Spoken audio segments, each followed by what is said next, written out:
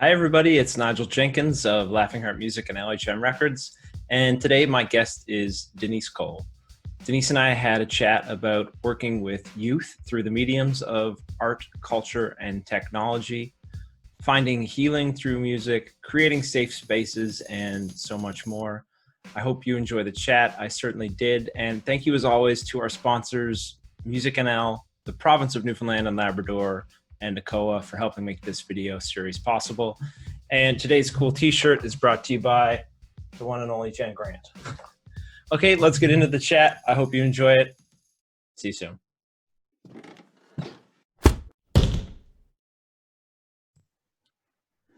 All right, so we're started. Awesome. How's your day going, Denise? It's going pretty good. It's a nice summer day here, so it's just a good time to be in Labrador. Yeah, we've been lucky here in Steadybrook this summer too. We've had a bunch of unusually hot days. It's like for it to reach 30 degrees in Steadybrook ever is a miracle, and we've had like a stretch of them. Right. So yeah. Yeah, it's good days to be in the water. Yeah, for sure. So for folks listening or watching, our mutual friend, acquaintance, Matt Barrett, introduced us. And he, I've been talking to Matt, and I'm going to interview him as part of this video series as well. And he was telling me about all the cool work that you do there at SHIELD, the Labrador Friendship Centre. For folks who might not be aware of you or what you do at SHIELD, can you tell them a little bit about what it's all about? You've got the banner there in the background, which is awesome. So they can read it for themselves if they like. But could you tell us a little bit about your work? Absolutely, yeah. So I'm the SHIELD project coordinator at the Labrador Friendship Centre in Happy Valley-Goose Bay. And SHIELD itself stands for the Sexual Health Information Exchange Labrador District, which is a bit of a mouthful, but the long and short is what we do is we use art, culture, and technology activities and events to create safe spaces for youth to learn more about sexual health and to also look at well-being in a very holistic way. Yeah. So can you dive into a little bit with Art, Culture, and Technology Act, what it is specifically under sort of each of those three categories that you do with youth at the center there? For sure, yeah. So we call it our ACT philosophy, right? That we use art, culture, and tech as these intersections. Like young people, well, all of us are involved in at least one, if not more, of those parts of art, culture, and tech in our lives. And so we try to look at it as a very fluid, almost how we look at gender and sexuality. It's a very fluid thing, and it becomes just empowering for young people to be able to express themselves through these different mediums. Yep. And then we kind of incorporate the sexual health education into that in a much more relaxed, it's not stiff and scary, like we're very sex positive, so we want to be able to talk about things that people aren't feeling like, oh, I'm coming to this really heavy workshop. Instead, they come to a really fun jam night, for example, and during that jam night, somebody from public health is going to show up and we're going to do some demonstrations and we're going to go table by table with our woodies and show young people how to put on external condoms the right way, it's really cool. It's funny you mentioned jam, because I think about when I was younger and my mom would like break up my medicine and put it into some jam, and that's how she would feed it to me. And that's almost what you're doing with sexual health education. That is a great analogy. It really, it truly is. Well, it's about, because I mean, yes, young people are learning about sex ed in schools. I know when I went to school, we didn't talk about sex ed really at all. I went back, I'm dating myself by talking about when I went to school, there was still religious education was sort of the deciding factor of what we were learning in school. Right. But by doing it this way, we're just finding not only are youth able to get good information and really solid supports and adult role models, they're also teaching us a lot. Like they are embracing the language and learning in way more ways than some adults are. So having that two-way learning and really seeing youth as knowledge holders allows us a strength on both sides. And we have some fantastic young people, and the level of art and culture and tech that they're expressing, it's just mind-blowing. I always say I have the best job in Labrador because I get to work with these incredibly talented people. Yeah, I remember that from the last time we talked. You mentioned looking at and engaging with youth as knowledge holders, and I really like that perspective. How does that play out sort of functionally when they're coming, when young people are coming into the space, and when you're having activities and events with them? Right. I think like the big one around health, and we talk a lot about this. We hold different, whether it's like sharing circles or just informal discussions during our events, and it's understanding that young people come with their own lived experience, Hmm. and that they've already been living and dealing with things that sometimes us as adults might shy away from or might hope that they're not having to deal with. I mean, Labrador has some of the highest rates of suicide. We know substance use and mental health issues are big issues that we're facing, and our youth are facing them right along with us. So we need to acknowledge and respect them for that and what they bring to the table, and what they can teach us about resiliency and courage and connecting and taking care of themselves and each other. And then when we bring in things like music, the art, or like cultural practices and ceremony, looking at your tech device, where most times in classrooms or places they're told to put these away. Instead, we say Yeah. these are tools of how you use your voice and how you can express yourself. So when they come here, they're really honored for that, like the skills that they bring, the life experience they have. And then it becomes youth-led and adult-supported that way. So they teach us, they direct how Shield is going to go and what they want to learn and share. It seems like such a much more positive perspective or way to deal with the cell phone thing in particular. I think about kids. I understand in school, in that setting, you want them to be paying attention and they're there to learn specific things, but also like that phone is going to be the tool that they use going forward in everything that they do. I think about I've got mine here, it's on mute because we're chatting and I want to give you my full attention, but I use that for 100% of my job. I couldn't operate a music company in a rural location in Newfoundland and Labrador without a device like that, and I need to know how to use it well and properly and efficiently to be able to run my business. So to just that little perspective shift, opening up a space for them where you're letting them use the tools that they have at their disposal as tools and encouraging proper use of them. That seems like just a great idea. Well, it kind of, I mean, part of it started from doing some research around what's happening in other places in Canada and what's working well. And art-based stuff came back time and time again, but also music videos and mini documentaries and photography and photo speak projects. Like all of these things rely on some form of technology or device to create. Yeah. And we're now in an age where it's no longer having your big bulky video camera or your big Canon camera, which I have one, but it's Yeah. but the reality is we're all using these handheld devices. So why not, instead of seeing them as problems, really see them as expressions? And you're right, like there is a lot of industry and things now where you need to know these devices better than your books, in all Yeah. honesty. So I have young people who are, they're creating their own music with nothing but their cell phone. Yeah. And that to me is just amazing. So instead of us saying, well, maybe you should pick up the guitar, which is great too if they're interested in that, we've actually had them up on stage where we plug them into some amps and let them just go at it. And it's just amazing to watch creation. I mean, because that's what's happening. These youth are creating.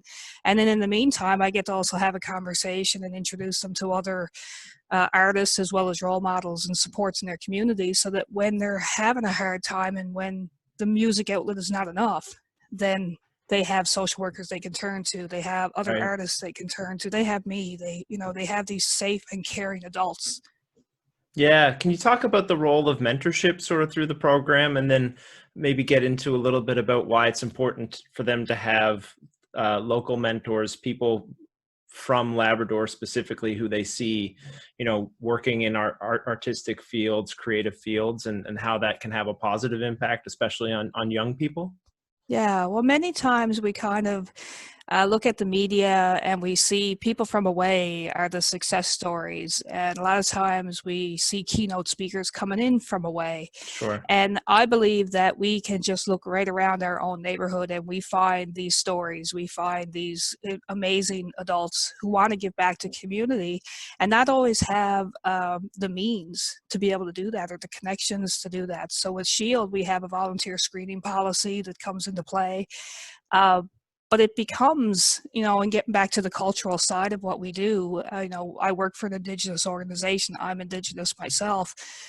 And we look at Indigenous intergenerational skill sharing, and that's really what it is. So it's breaking away from this sort of colonial mindset, like, so only this class or the 12-year-olds don't work with the 20-year-olds. Instead, we create the safe spaces where we are learning from each other, and that creates a fluidness or a full circle where youth and elders are not so separated, and the generations in between are empowered to say, yeah, I have something to give both sides of this circle. And for young people to see those success stories right in their own community, it's motivating, it's inspiring. It also gives that hope about what can happen and what I can do as somebody from a small town community. Yeah, I think it's so important to see yourself reflected in the success of others and to see yourself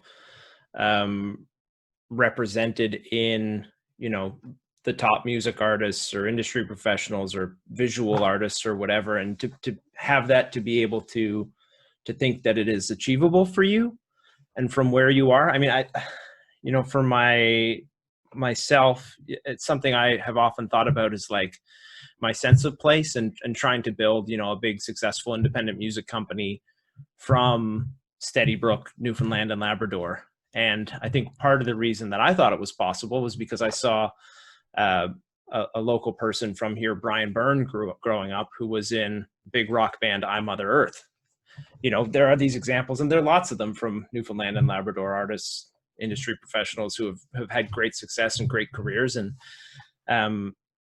I think it's super important to see other people from where you are who, you see yourself in doing those things in order to be able to believe them for yourself. Because I think what stops a lot of people from getting to whatever sort of the highest level of achievement they can arrive at for themselves are those limiting beliefs. And I think part of what creates that is not seeing yourself in other people who are doing the things that you might want to be doing. Absolutely.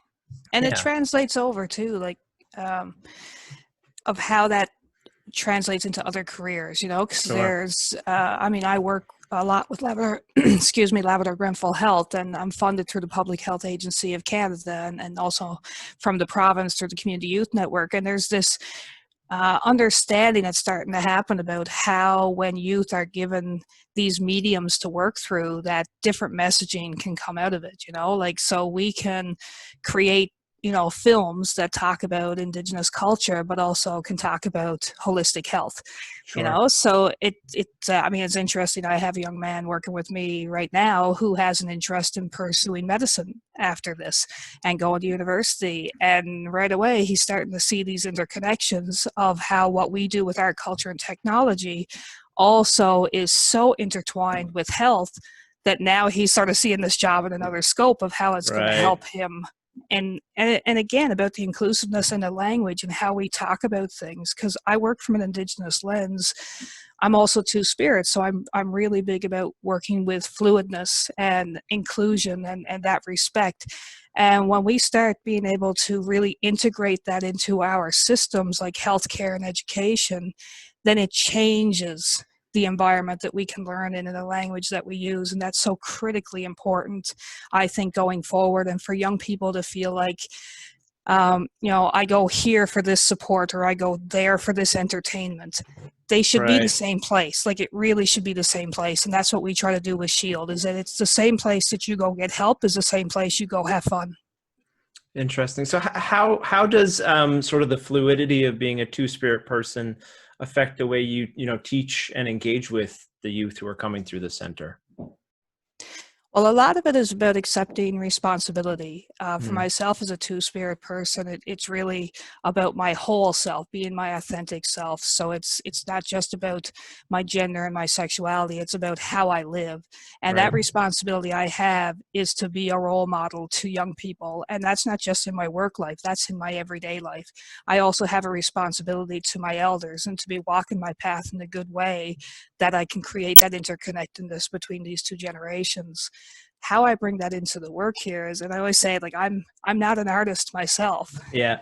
um, but I know I have that ability to organize and to bridge and to bring things together, that I've been taught, through different teachings, is very much a two spirit characteristic. Like, two spirits before colonization used to be the ones who were taught to be medicine people, who were Right. the adoptive parents, who were given these really important roles of negotiation and peacekeeping that I see have materialized in my life, and it becomes about balance.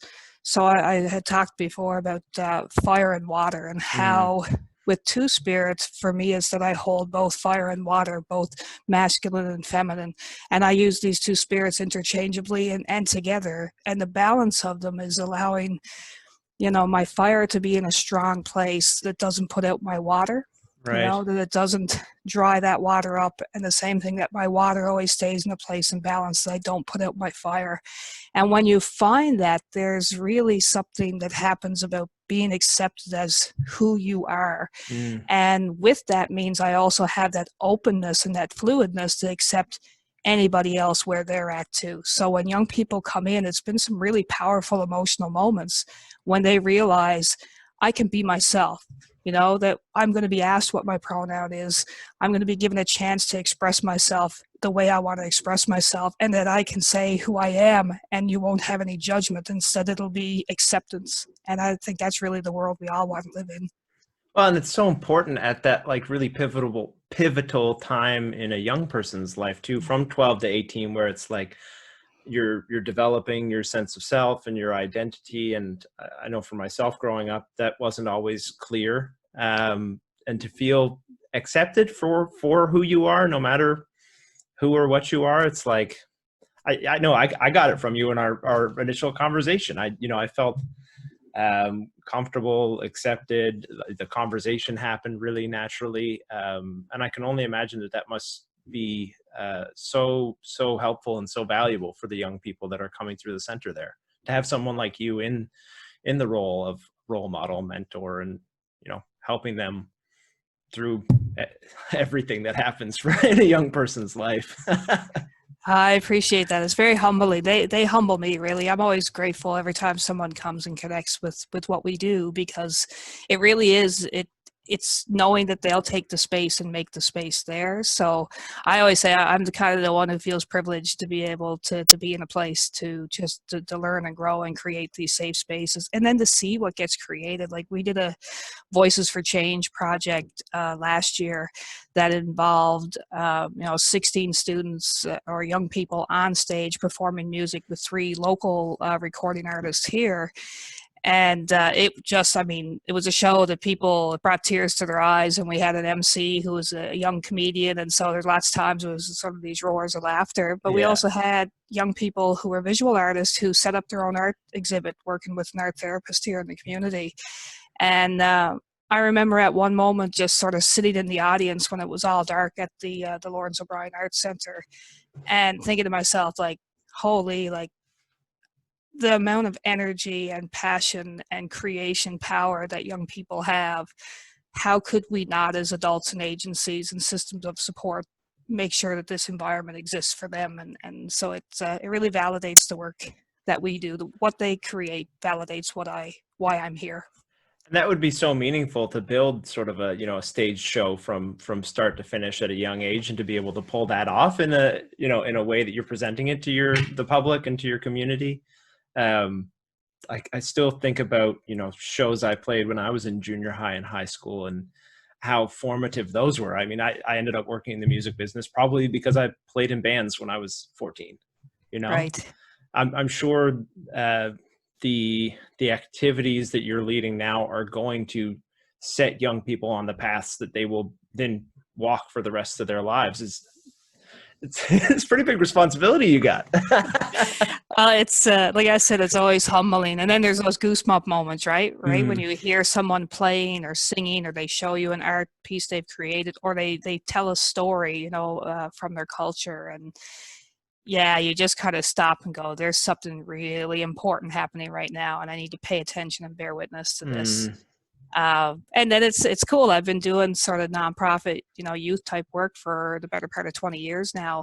And so there's some youth I've worked with who are adults and have families of right. their own, and who've reached out, and we're still connected. And so, yeah, I always say I love knowing that I get to watch you grow up. Like, I feel like I'm planting seeds for our future. And I get to kind of, help open up the soil, but it's really they become the gardeners. And I just get to go, hey, look what I got to be a part of.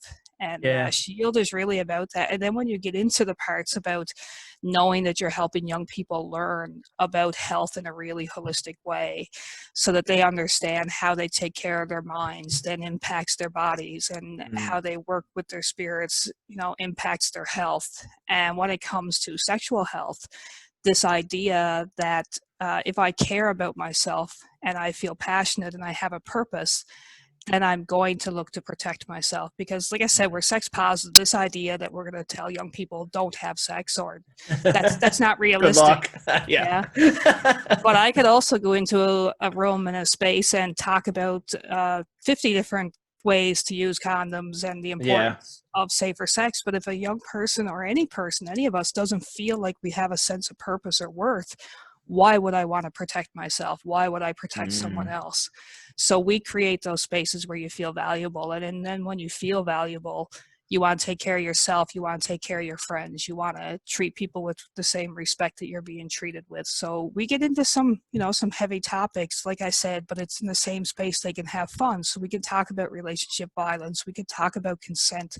mm. We can talk about suicide. We can talk about substance use. All of those things interconnect with our sexual health as well. So the same way we look at art, culture, and technology as being this huge platform of things to get involved in, we see health the same way, and they're all pretty much living in the same circle. And that, to me, is the strength that Shield brings, and why we continue to have people come here and young people continue to take the lead. How do you help young people find their sort of sense of value and self-worth? Because that's not just something that young people struggle with. That's everybody. I mean, how are you helping them to find that within themselves? I think it's a lot about creating the space Right. where they can just be. Yeah. Most young people go Right. to places where there's always expectations. I mean, us as adults, every place we go to, there's an expectation on us. What to do, how to behave, how to talk. Are you going to be graded for this? Are you going to get paid for this? Right. Yeah. uh, I'll give the example. We had youth drop in after schools at one of the local high schools here. And it was up to the youth for them to decide, what do you want that space to look like? And in my objective, in my work plan, it was they were going to create a governance model on how we were going to organize and plan activities in these drop-in spaces. They all came back to me and said, Shield is the only place we get to come where nobody's telling us what to do. Right. And I went, all right, you've just decided your governance model, which is there is no governance model here. You get to come here. And Yeah. so I would bring piles of stuff like painting supplies and instruments and virtual reality goggles, and it would just be a pile of stuff. So come and do whatever you want. Bring your own thing if you want to do that. And that's literally what happened. People would just come and hang out. And when you look around, it's harder and harder to see those hangout spaces for young people. Mm, Like I, growing up, had a pool hall I used to go to. I know that does not exist in Goose Bay right now, nor does that exist in very many communities, but there are some youth centers in Labrador that are doing some great stuff, no doubt about it. But we need more of those spaces where you can be yourself, you can find yourself, you can explore what you're interested in, and if you don't like that, you can try something else. And I think when you start to do that, young people start to know that they get to be the decision makers of right. their own activities, and that's where the self-worth starts to come in. Nobody's trying to pressure them or say this is what an adult is supposed to look like. I mean, Right. most of us have changed careers and directions and tripped up on this life path and got back up and brushed ourselves off. So we talk real. And that's the other thing I think is we talk real. Like, I'm a recovering addict. I'm really open about that. I'm Two Spirit. I'm really open about that. I allow young people to be really open to talk about who they are, and that's okay. That's okay for them to do that. Right. So you're accepting them, you're empowering them. They can show up as who they are, and they're already worthy and valued just for being there. You got it. Yeah, that's great. Yeah. I think that's what we would all like in every space that we show up in. Yeah. Yeah. How do we make safer spaces out of all of our spaces, I guess, is the question and the work. Not the rhetorical question. I don't expect you to have an answer. But I think it's asking them the question too, right? Like, now I go to spaces and I know it's a safe space when somebody says, so what's your name? What's your pronoun? When someone makes it okay for me to be who I am in my own skin, Yeah. And I think we need to all work more on that inclusive language and to understand whether it's genders or sexual spectrums, but also the diversity of culture. Like, we're in a time of reconciliation. And so how we talk about culture, how we honor newcomers who are coming to our communities, how we recognize the first peoples in our communities, where settlers are able to fit into that space and feel safe as well. Like, these are all things that when we start asking the questions and making it okay to have respectful, open dialogue, that it starts to really show up. I mean, I had youth come together at a big summit last summer, and it was 24 Indigenous youth, all from different parts of Labrador. And one of the biggest things that they used to say was this idea that we had Métis and Inuit and Innu all together in the same space, and there was no animosity. There was none of that, what happens sometimes in political forums. And that, to me, that's about how you create those spaces where people can honor each other and learn about each other that way too. Yeah, it's interesting. I think, for me personally, and probably for other people, I think one of the barriers to dialogue is just not wanting to ask a stupid question, being afraid of asking or saying the wrong thing. Right. And it's something I'm working on, and I hope I'm getting better at. But it makes me think of an activity we do, actually. Not to interrupt you there, sorry. No, go ahead.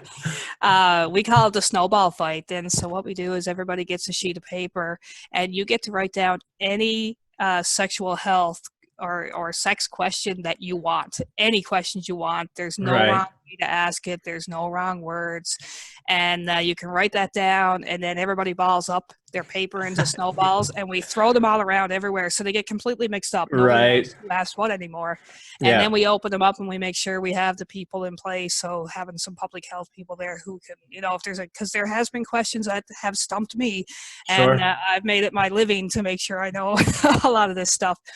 But because all of a sudden they're able to ask questions in a really safe environment like that, you'd be amazed at the things that they have asked us and that we've also answered and didn't go, oh, you shouldn't be asking that. Instead, we went, okay, let's talk about it. Yeah. And to see their expression when they go, oh, really? We're going to talk about that. Why not? Let's talk about it.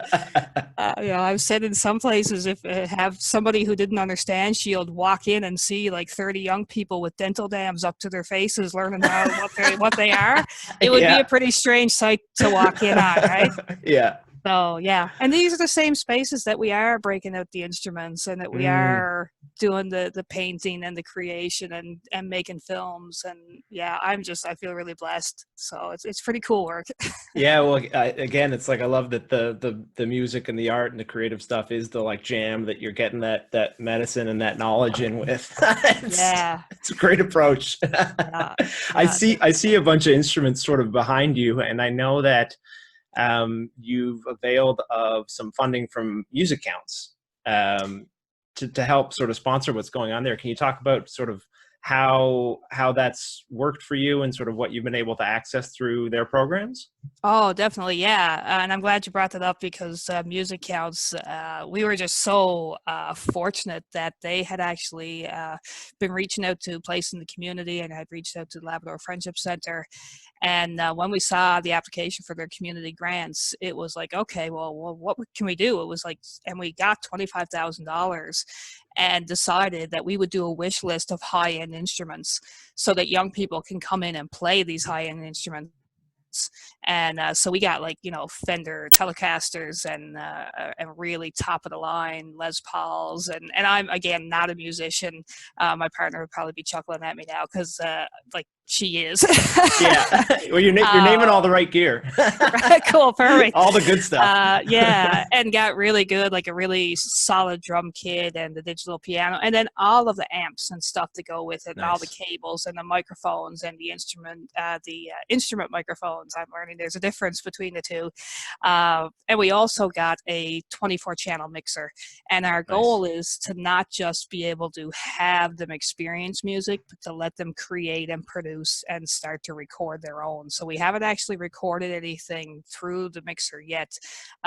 Again, these are where the artist role models really come into play, Yeah. because they're the ones who come in and help me do this work. So I've been really, really blessed that way. We're hoping to, like, talk you into, we're going to get you to the big land at some point to I do hope some so. coolness with us, because we know that there's young people here who are already creating their own things. They're developing their own YouTube channels.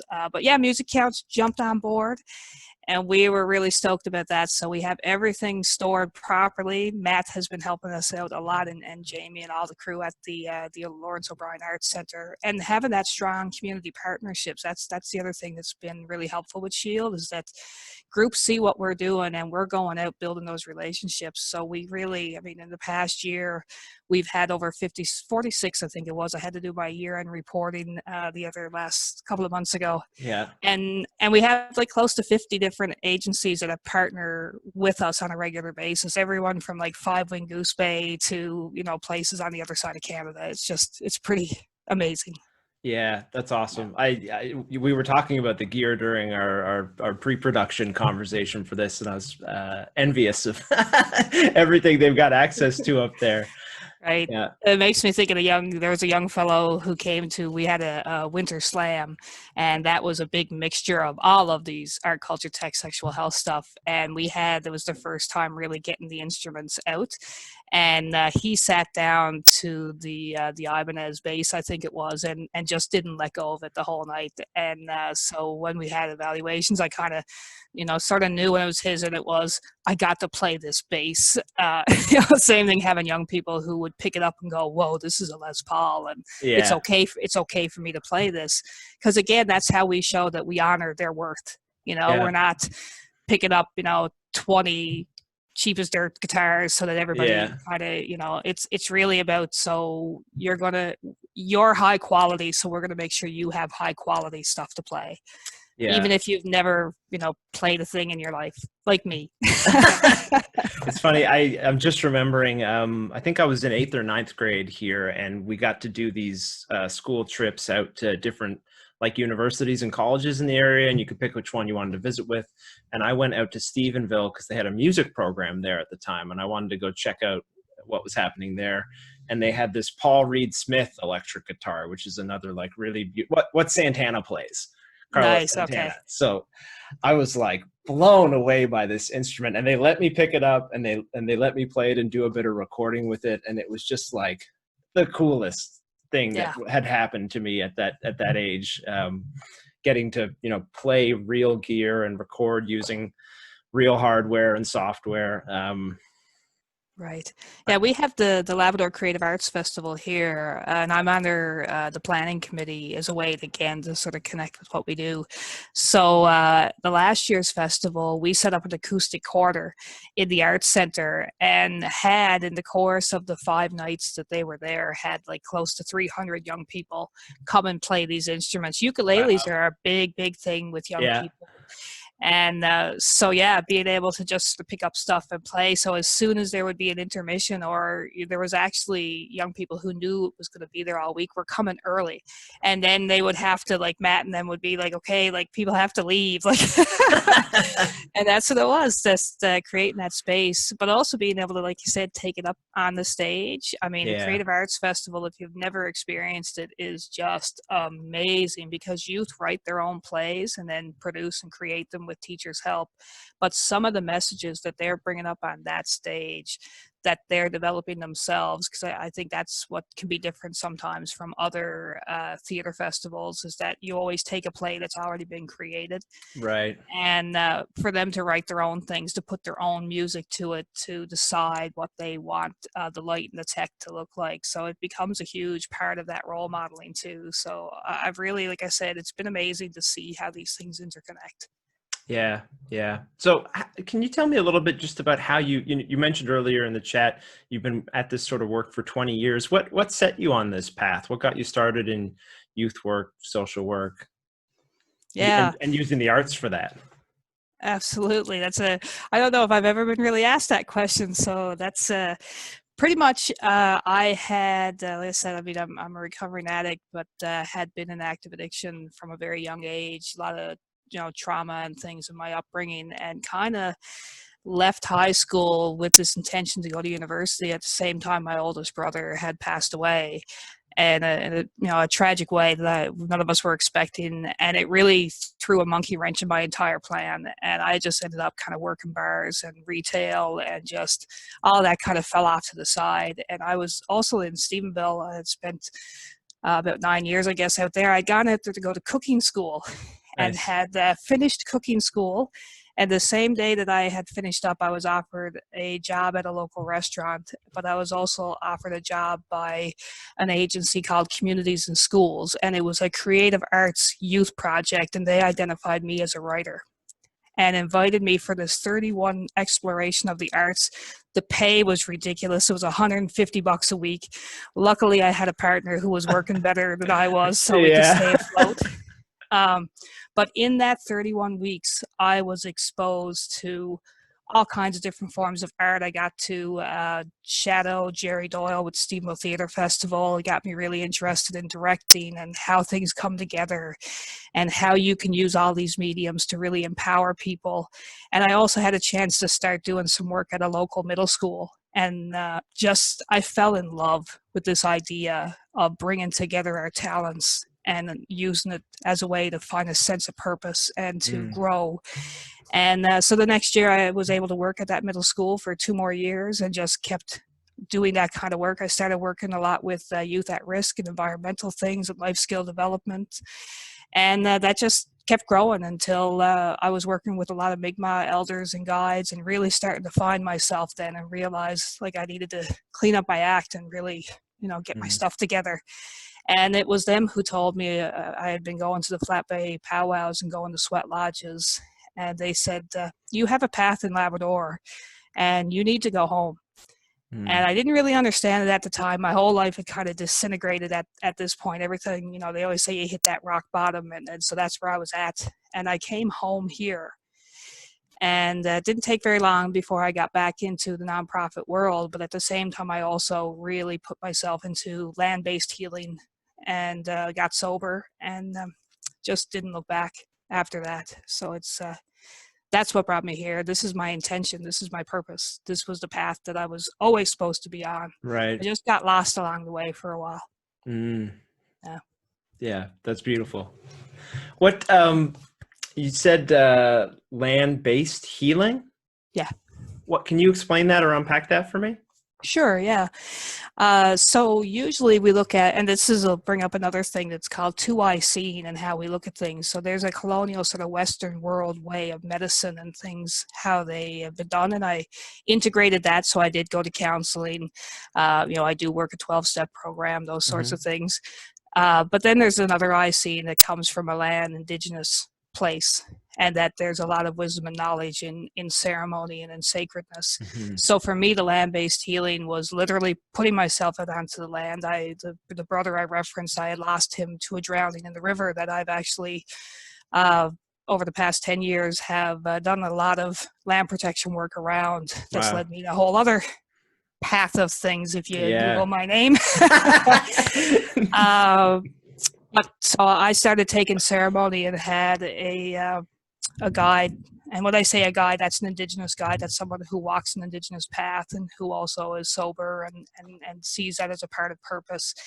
And so started doing ceremony on the river with him to honor my brother and to be able to let go of the trauma and the hurt that I was carrying about that.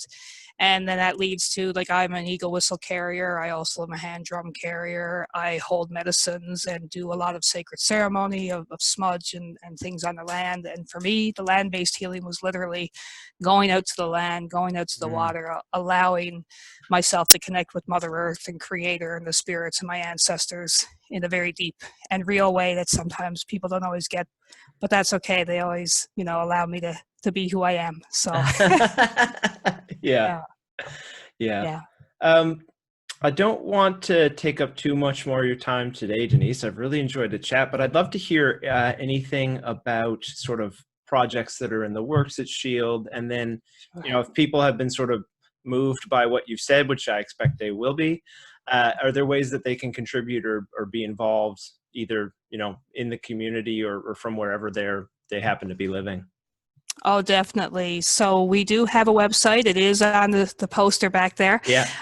But it is, so just do a search. We're on social media. We're on Facebook and Instagram and Twitter, and on YouTube. We have a channel that's got some amazing videos up to go check out. And just do a search of LFC, as in Labrador Friendship Centre, Shield Project, and you can find me through any of those sites. You can also sort of seek me out. I always say I am Denise Cole on Facebook. The face you see will be mine. There are a lot of Denise Coles in the world, apparently, but so it's, and certainly, feel free. I can give you my information that you can post when you share out the episode. Absolutely. Some of the stuff we have going on, COVID really put a monkey wrench in our plans. We would have right now been revving up for our annual summit that would have been this summer.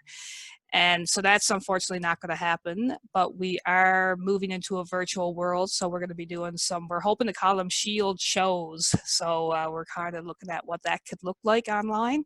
So with that, we will want, again, these artist role models to contribute, and definitely, for young people to also engage in that. And then going into the winter, I am working with some really interesting partners, and we haven't made any announcements yet. So Okay. this will be the first inklings of doing a Labrador tour. Cool. Where I will go out into communities and stay for a few days and host some events. But the goal of these events will be to bring young people and adults together so that they can host events after I leave. Right. Because it's always about sharing the gifts. Like, I am not the one person who does all of this. I just go and light a fire and encourage other people to keep throwing wood on it. And so that's, we look for volunteers. People can make donations. They can contribute any of their skills. So like, the stuff we talked about having somebody help with recordings. Mm-hmm. Yeah, there's all kinds of ways. So just get in touch with me and we can go from there. Great. Okay. Well, just one sort of silly, fun question to cap off the conversation. Since we're in the era of COVID and Zoom chats and webinars, if there was any living artist, creator that you could have a 1-hour Zoom chat with, who would it be and why? Yeah, I so love that you had included that as a question. I was thinking about it, and I have to say Jack Johnson. Oh, cool. Yeah, he's one of my favorite musicians. Yeah. And actually, whenever I'm having a down day, Jack Johnson is where I go. And he has such cool ideas, like around how he sees the world and environment. And he's like just the most relaxed individual. And I love that he puts off this festival every year that supports a literacy nonprofit charity that he's started up. And the last thing that always really stuck to me is that most of his albums always has a love song number something. Right. And that's something that he's done for his wife over the years, that he always writes this one song for her. So he just strikes me as like the coolest guy. I would love to sit and just, hang out with him and hear what he thinks of the world in the way that I like to share kind of way. Yeah, I was a huge Jack Johnson fan growing up, still am, and I love that he had his music and he had his record label, and there was the environmental component, and then he's a big surfer. It's like What a cool dude. Right? Right. Yeah. Yeah. Yeah. Like I said, it's always because I can get pretty intense and I'm really passionate about things, as you can tell. So in my downtime, being able to just kind of like relax, like I'm one of these strange people who like put on my earbuds when I go out snow blowing in the middle of the winter and just listen to Jack Johnson really loud. That's a funny contrast to think about being in Labrador listening to Jack Johnson. Yeah. Yeah, definitely. Yeah, it's great though. Well, Denise, thank you so much for making the time today. It was a pleasure chatting with you again. I'm going to jump off now. Before I do, I'll also thank Music NL, the province of Newfoundland and Labrador, and ACOA for sponsoring the video series. And I think, Denise, I'm going to send you another link so we can maybe have just a follow-up chat unrecorded here when we jump off, if that's cool with you. That would be awesome. This has been a pleasure. So Yeah. thanks so much for sharing space and energy with me. Yes, and thank you for sharing as well. And I'm gonna chat with you again in just a minute. Sounds great. Okay, talk soon. Take care. Bye. Bye-bye.